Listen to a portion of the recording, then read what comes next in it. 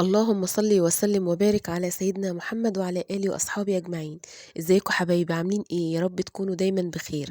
النهارده بقى ايه؟ مش هنخش المطبخ، هنعمل بقى شوية تغييرات كده في الانتريه اللي قدامنا دوت. انا قلت اوريكم شكله كده قبل وبعد، وتقولوا لي رأيكم بقى في التغييرات اللي هنعملها كده مع بعض. هو بقى له فترة كده صراحة عايزة اجدده، وقلت بقى ايه، ربنا كده يعيننا ان شاء الله، كده يكون يوم كده يعني من أوله كده ناخده في حاجة مفيدة وإنها إن شاء الله تعجبكم. بصوا بقى، أولا بوريكم الحاجة اللي أنا جبتها، اللي هي إيه المعدات اللي هستخدمها يعني.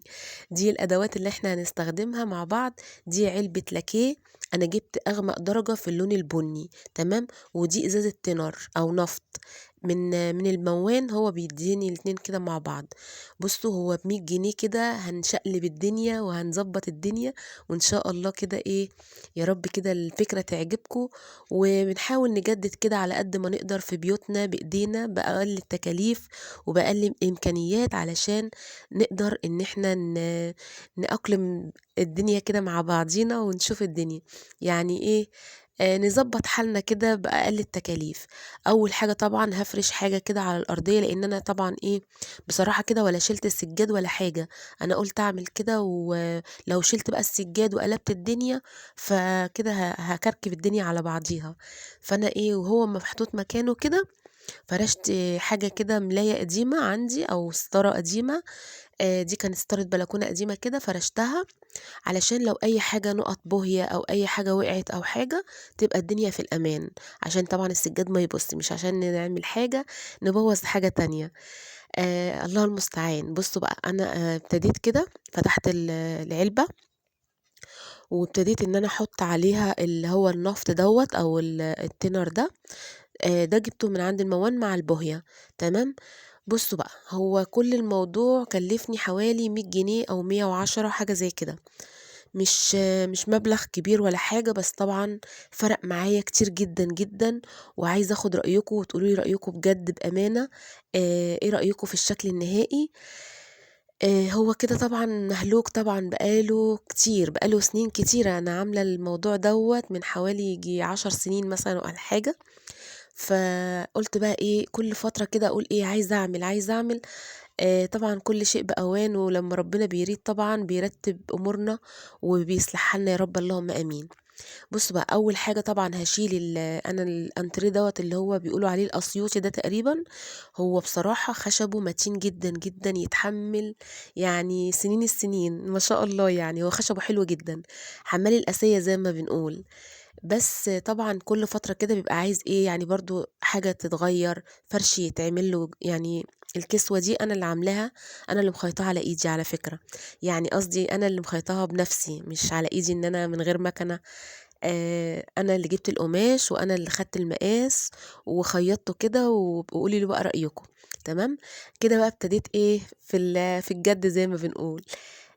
البوهية كده ادّتني اللون اللي هو البني الغامق أوي، هو ممكن يبان في الآخر إن هو زي الأسود، بس أنا فضّلت اللون اللي هو الغامق دوّة، علشان اللي موجود دلوقتي حاليًا فاتح شوية. فلو كنت جِبت فاتح ممكن كان يدّيني أفتح، يعني الراجل ساعتها قال لي إن في درجتين، اللي هو مش عارفة تقريبًا أنا جِبت 88 تقريبًا و77 حاجة زي كده. فباقول له: "طَب أنا عايزة الوسط." قال لي: "لأ مش موجود." طَب أنا خُفت إيه، لا يكون أجيب الفاتح يكون أفتح من اللي هو موجود حاليًا، فكان طبعًا مش هيبقى حلو، لإن مش هيغطي، مش هيكسي اللون، ومش مش هيعمل تغطية كاملة يعني على اللون. فأنا فضّلت بقى إن هو إيه، إن يبقى الغامق أحسن. بس بصراحة النتيجة في النهاية بصراحة عجبتني جدًا، يا رب تعجبكم أنتم كمان وتقولوا لي رأيكم. إحنا بقى بنحاول كده نجدد في بيوتنا كده على قد ما نقدر وعلى قد إمكانياتنا، وربنا يا رب يوسّع علينا جميعًا يا رب. أكيد طبعًا لو عندي مكان واسع كان هيبقى أحسن طبعًا، لإن كنت باتحرّك يعني في أضيق الحدود زي ما بنقول. الكراسي طبعًا محطوطة جنب بعضها أوي، قريبة من بعض، ما فيش مكان إن أنا إيه، أدّي مجال كده إن أنا أوسّع الكراسي كتير بين بعضها. فكنت مخلية في مسافة كده صغيرة بين الاتنين، إن أنا أتحرك بيهم يعني أبعد الكرسي ده عن دوّة لحد ما أخلّص، وبعد كده إيه، أحرّك الكرسي التاني. ربنا يوسّع علينا جميعًا يا رب، اللهم آمين. قولوا لي بقى رأيكم كده علشان أنا بصراحة منتظرة رأيكم في الكومنتات وتقولوا لي بقى يعني الفكرة اللي أنا عملتها دي كويسة والّا إيه، وفعلًا الشكل النهائي عجبكم وزي ما عاجبني كده والّا لأ؟ أنا بصراحة فرحانة أوي، أوي بشكله، والشكل النهائي بجد عجبني جدًا، وأكيد طبعًا يعني إيه، كل واحد فينا بيبقى عايز يغيّر كده من العفش أو الموبيليا اللي عنده أو لو حاجة عايزة تتجدد، لو حاجة عايزة تتعمل لها كسوة أو فرش جديد، يعني اللي بيعرف يعمل حاجة كده إيه، بيحاول إن هو يغيّر في بيته على قد ما يقدر وعلى قد ظروفه وعلى قد إمكانياته. أنا بصراحة قُلت كده إيه، بقى لي فترة عايزة أغيّره، عايزة أعمل الفكرة دي، بس إيه، يعني يمكن ربنا لسه ما كانش أراد، فلمّا ربنا أراد رتّب أمورنا كده ويسّر أمورنا بإذن الله. عايزة بقى أشكر كل الناس الحلوة اللي بتكتب لي كومنتات جميلة، جميلة زيّها كده وقلبها أبيض وقلبها بيحب الخير للناس زي ما إحنا كلّنا متعودين يا رب، يا رب إن شاء الله ربنا يوفقنا جميعًا، ويا رب ينصر أهل فلسطين وأهل غزة، ربنا ينصرهم نصرًا يتعجب له أهل السماوات والأرض. ما تنسوش في دعواتكم إن أنتم تدعوا لهم دعوة حلوة من القلب علشان ربنا ييسّر لهم أمرهم وينصرهم بإذن الله نصرًا عزيزًا بإذن الله. أهلًا وسهلًا بكل الناس اللي شرّفوني ونوّروني في قناتي وفي بيتهم، ويا رب بإذن الله القناة تكبر بيكم وتبقى أحسن قناة، ويعني مش قادرة أقول لكم أحسن إخوات وأحسن يعني ما فيش أحسن من يعني أكتر من إنكم إخواتي وحبايبي وبنحب الخير لبعض. آآ بُصّوا بقى، أنا ابتديت هنا بكل جزء كده في الكرسي إن أنا أخلّي كل الأماكن اللي يعتبر واضحة، أكيد طبعًا ما قلبتش الكرسي وعملته من تحت، لإن كده مش واضح، وفي نفس الوقت إيه، حتى لو اتشال يعني مش هيبان اللون دوّة، فأنا حاولت إن أنا لمّا أشيل مثلًا الفرش اللي هو زي ما أنا شايلاه دلوقتي كده، لمّا باجي مثلًا أمسح أو أغسل سجاد أو حاجة وباشيل الجزء ده أو حتى أغيّر الفرش بتاع الكراسي، فطبعًا باشيله كده، باشيل زي ما أنتم شايفين المنظر ده كده دلوقتي، فعايزة إن أنا يكون الكل لون واحد تمام، فباحاول بقى على قد ما أقدر كل الأماكن الزهرة اللي باينة اللي هي من الخشب يعني، أغطيها كلّها باللون. بُصّوا إيه رأيكم بقى؟ اللون النهائي بجد حلو أوي. بُصّوا، أنا ابتديت هنا ده يعتبر الكرسي ده خلص خلاص، فابتديت إن أنا أوسّع له علشان أبتدي في الكرسي اللي بعده. طبعًا قبل ما بابتدي في أي حاجة بامسحها، هي الحمد لله يعني ما عليهاش تراب أوي ولا حاجة، بس برضه لازم تمسحيها كده بالفوطة أو بأي حاجة تكون ناعمة يعني، بحيث إن هي أي ترابة صغيرة هتأثّر معاكِ وأنتِ بتدهني يعني، تمام، فباحاول إن أنا قبل ما ابتدي في الدهان إن أنا أمسح الكرسي كويس جدًا، أي مكان هاعدّي عليه الرولة دي أنا جِبت رولة وجِبت علبة البوهية وجِبت إزازة النفط، كمان كان عندي من الأول العلبة اللي هي فيها الرولات ديّة اللي أنا وريتها لكم أول الفيديو، دي فيها حوالي 12 أو 10 تقريبًا مش متأكدة أوي، دي أنا جبتها احتياطي في البيت ليه بقى؟ لإن هتحصل حاجة في آخر الفيديو هاخد رأيكم فيها. يعني بُصّوا هي الحمد لله قدّر الله ما شاء فعل إن هي حصلت في آخر كرسي خالص، فالحمد لله. لو أنا بقى ما عنديش اللي هي القطع الغيار ديّة وحصل الموضوع دوّة في نُص الشغل، كنت هاحتاس وكنت هاضطر إن أنا لازم أروح للموّان ويا عالِم بقى يكون الوقت مثلًا يعني هو فاتح أو لأ، ممكن يعني كده المفروض إن إحنا نبقى عندنا حاجة احتياطي بحيث إن إحنا لو حصل موقف زي دوّة إن إحنا إيه، نقدر نتصرّف. فأنا جِبت الباكيتة ديّة علشان تكون موجودة في البيت لأي وقت كده تكون مثلًا حاجة تبوظ، حاجة تتكسر، حاجة كده تبقى موجودة وفي نفس الوقت ما أضمنش أنا هاحتاج واحدة والّا أكتر من واحدة في الشغل اللي أنا هاعمله. هو الحمد لله يعني كفّت وكل حاجة، بس برضه إنها تبقى موجودة ده تبقى إيه، حاجة كده تحسّي إن أنتِ عندِك شغلِك اللي هتحتاجيه كلّه موجود، حاجة باظت والّا حاجة اتكسرت والّا أي حاجة، الحاجة موجودة تمام في البيت. بُصّوا بقى، إحنا هنا هنبتدي ناخد كل الأماكن اللي هي فيها يعني جوانب كده فيها زوايا، كانت تايهة عن بالي خالص الكلمة. الزوايا دي كلها هنغطيها كلها بالدهان عشان طبعا يدينا كل المكان او كل الكرسي لون واحد. على فكرة البياض اللي ورا ده ظهر الكرسي دوت اللي هي اللي كانوا بيقولوا عليها ستارة، دي كانت طالعة من مدة وكانت موضة كده وكل الناس كانت بتعملها كتير قوي، وانا اللي كنت عاملاها بنفسي برضو. بياض الشقة دوت كان من فترة كبيرة، من حوالي 10 سنين تقريبا زي ما بقول لكم، قبل جوزي الله يرحمه ما يتوفى. فالحاجة دي أنا كنت عاملاها برضو بإيدي، وكانت بصراحة كان كل اللي يشوفه كان بيقول لي بجد انت اللي عاملاه. وكان يعني بصراحة يعني بيعجبهم قوي الفكرة نفسها، والتصميم في الآخر برضو شكله حلو. فالمرة دي بقى قلنا نجدد في الأنتريه ونغيره كده شكل حلو، بحيث لأنه طبعا اتقشر واتبهدل طبعا مدة كبيرة مش قليلة. فقلنا بقى نديله كده تجديد كده حلو، نديله كده ايه يعني، نديله طاقة كده او نديله باور زي ما بيقولوا، ان احنا نحس ان احنا كأننا جبنا حاجة جديدة في البيت.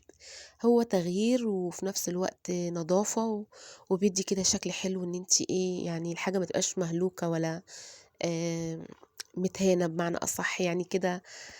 فبنحاول على قد ما نقدر ان احنا ايه نفيد بعض ونستفيد. علبة البوهية دي وازازة التنر او النفط ديت كلهم على بعض يعني حوالي 100 جنيه او 110 زي ما قلت لكم. فالمبلغ مش مكلف خالص، ومش مش حاجة ان انت تكسلي عليها. حاجة بسيطة وغيرت من شكل الانتريه تماما، او الصالة اللي ما انت حاطاه فيها او الريسبشن ايا كان. ففرق معايا بصراحة بجد، يعني انا حسيت ان انا عملت حاجة جديدة في الصالة، او أضفت حاجة جديدة مع إنها حاجة بسيطة جدًا، مش مكلفة ولا أي حاجة، وهي يا دوبك يعني الموضوع كله حوالي ساعة، ساعة ونص كانت الحاجة خلصت، وكانت يا دوبك سِبته كده يتهوى أو ينشف شوية، وابتديت إن أنا بقى إيه، أغيّر له الفرش وأحط له بقى فرش جديد. ما لو وصلتِ بقى معايا لحد هنا ما تنسيش بقى اللايك والكومنت الحلو، وتقولي لي رأيِك في الحاجة اللي أنا عملتها دي النهارده. طبعًا يعني بُصّوا أنا بجد عاجبني أوي، ويا رب يعجبكم أنتم كمان. بُصّوا، أنا هنا بقى إيه، أي مكان من الزوايا ديّة باعيد عليه بالرولة. هي رولة سهلة جدًا في الاستخدام صراحة. هنا بقى بُصّوا، يعني هي مجرّد ما بتحطّي الرولة دي في البوهية كده، وبتحاولي إن أنتِ على قد ما تقدري إن أنتِ ما تكونش بتنقّط يعني الرولة كتير، تحاولي إن أنتِ تخلّيها كده إيه، ما تشربش بوهية كتير علشان لمّا تتنقّلي بيها من مثلًا الإيد الكرسي دي إيد الكرسي دي، ما يكونش في إصابات كتير وتنقيط وكده، يعني إن هي ما تنقّطش بوهية كتير يعني، وطبعًا وتبهدل الدنيا. هنحاول كده على قد ما نقدر إن إحنا بأقل التكاليف وبأقل الإمكانيات نوضّب شوية حاجات كده في البيت، ونحاول نجدد كده من البيت وكده إيه يعني نضيف حاجة جديدة، نضيف حاجة يعني تدّيها كده شكل جديد ونضافة وكده بصراحة يعني مش عارفة أقول لكم إيه.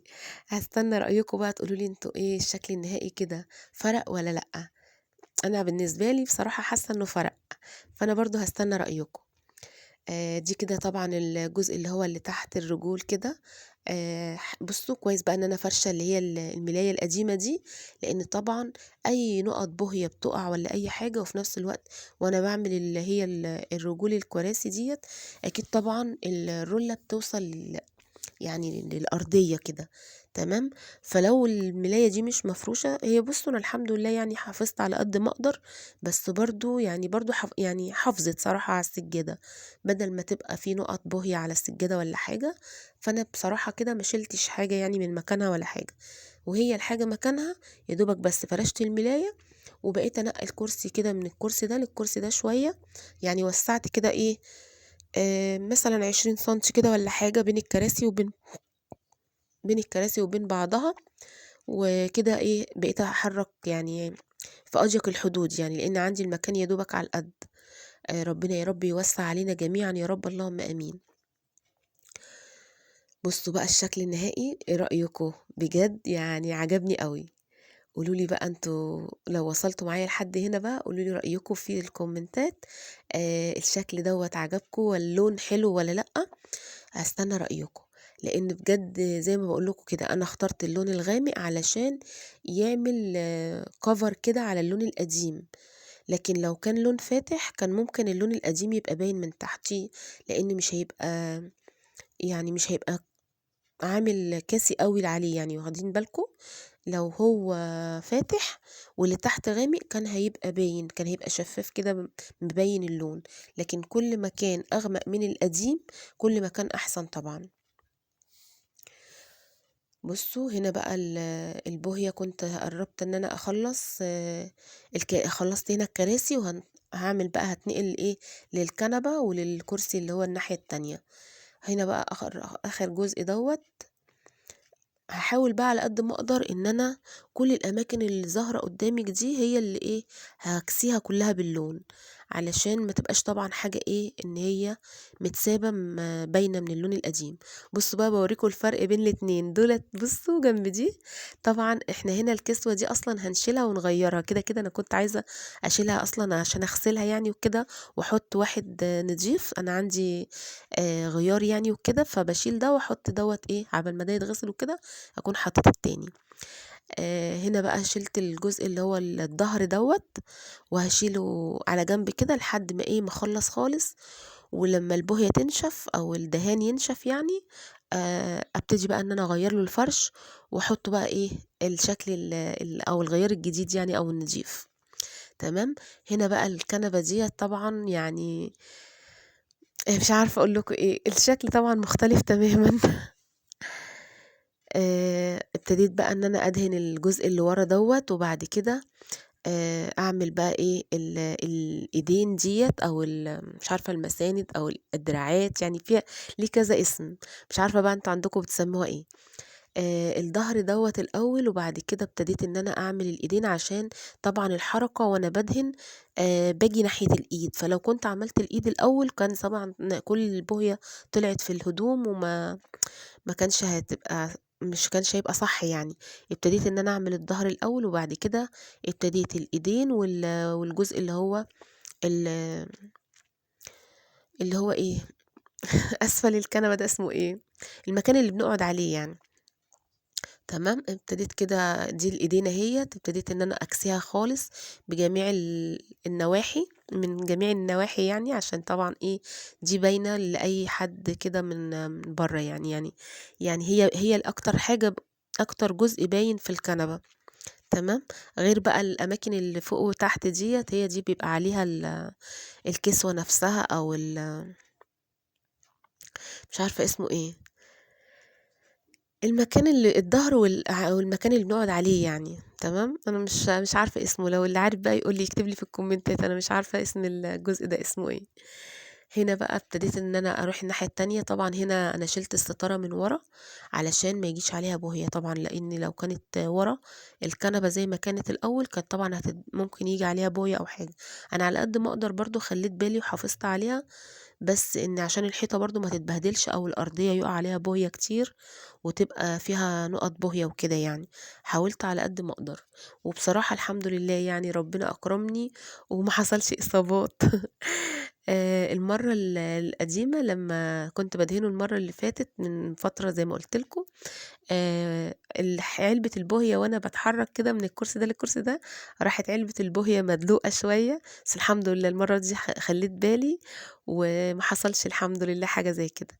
الواحد بقى إيه لا يُلدغ المؤمن من جُحر مرتين، الواحد طبعًا لمّا بيحصل حاجة بيتعلم المرة اللي بعدها إنها ما تتكررش هي نفس الحاجة.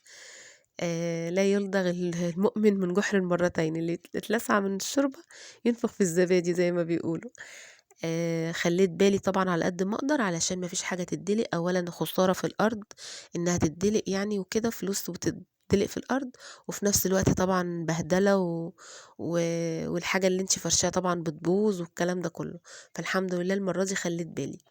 هنا بقى بصوا دي اخر جزء اللي انا كنت مخليه للاخر بقى، اللي هو بتاع الكنبة اللي هو دوت، علشان اي حركة ولا اي حاجة ما يكونش فيها يعني البوهية ما تجيش في الهدوم او حاجة. ده بقى كنت مخليه للاخر لحد ما عديت بقى الناحية التانية، وابتديت ان انا ايه اعمل بقى الجزء الاخير منها.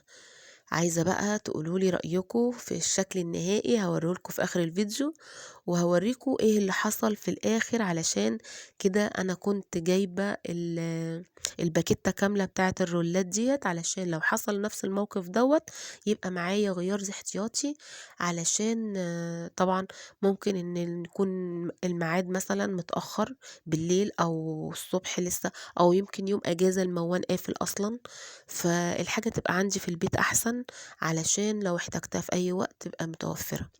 فعشان كده أنا جِبت الباكيتة ديّة، أولًا كمان متهيأ لي كان عليها عرض كمان، لإنها باكيتة كاملة على بعضها تقريبًا يعني، مش متأكدة، لإن بقى لها فترة بصراحة، قبل الموضوع الأسعار ما تغلى كده يعني.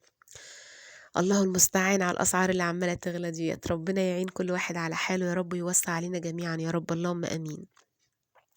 بُصّوا بقى هنا أنا وصلت هنا يعتبر لآخر جزء في الكنبة، خلّصتها وده آخر كرسي خلاص، وهاورّيكم بقى إيه اللي هيحصل في الآخر، علشان ده الكرسي الأخير.